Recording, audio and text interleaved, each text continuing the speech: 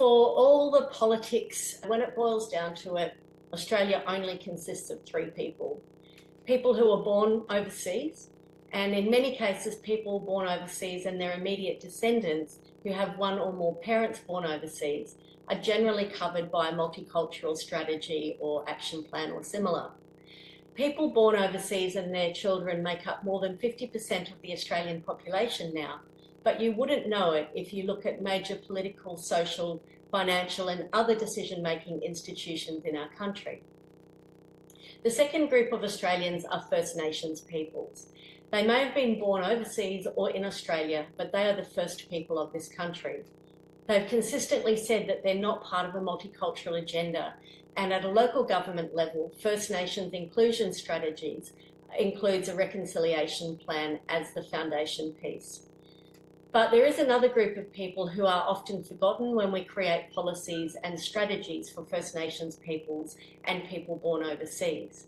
These are the people that I grew up with, third or more generation Australians from European or UK backgrounds. They often don't see themselves and are not seen by others often as culturally diverse. These are people in my extended family and extended friendship groups. An important percentage of them, and especially young men from third or more generation European Australian backgrounds, are the ones feeling disenfranchised and feeling that they're not sure of their place in Australia. As third plus generation Australians are not included in any kind of strategy which relates to people born overseas or First Nations peoples, there's no connection between them and, of course, people born overseas and First Nations peoples.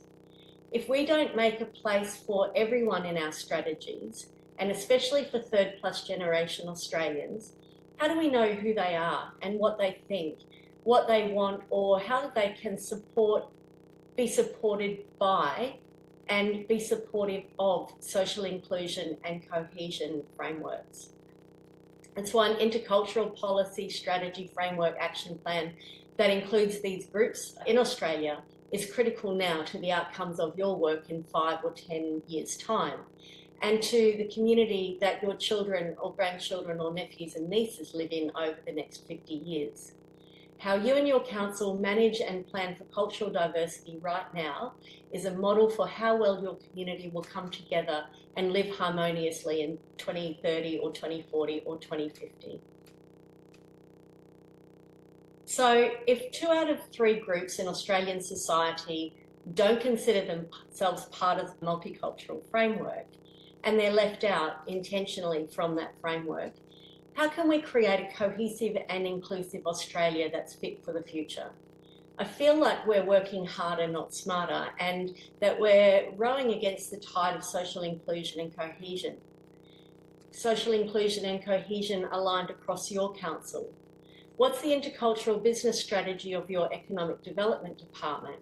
How do they bring together business owners who are born in Australia and business owners born overseas to create new markets for each other, create innovative products and services, and therefore improve the local economy? How does your sport and rec unit create better relationships between people born in Australia and people born overseas via sport in your local community? And if you don't have cross-cultural policies and strategies which actively facilitate relationships between migrants, Australian-born and First Nations peoples, is your goal of social inclusion being achieved in your community? There's no right or wrong answer to this. It's just a question which I'm encouraging reflection. If your council doesn't yet have a multicultural policy or strategy or framework, or you're about to write one or update one, please create your next one as an intercultural strategy. If you do have a multicultural policy or strategy, add some intercultural impacts to your action plan. If you have the chance to influence strategies for other units or departments in your council, help them to write intercultural actions that will make your job of inclusion and cohesion much easier. If you'd like a copy of these slides, or you have any questions or comments, or you'd like to talk about how we can help, please contact me. I do ask that you attribute models, texts and statements to me if you're using any of this work. Thanks for watching.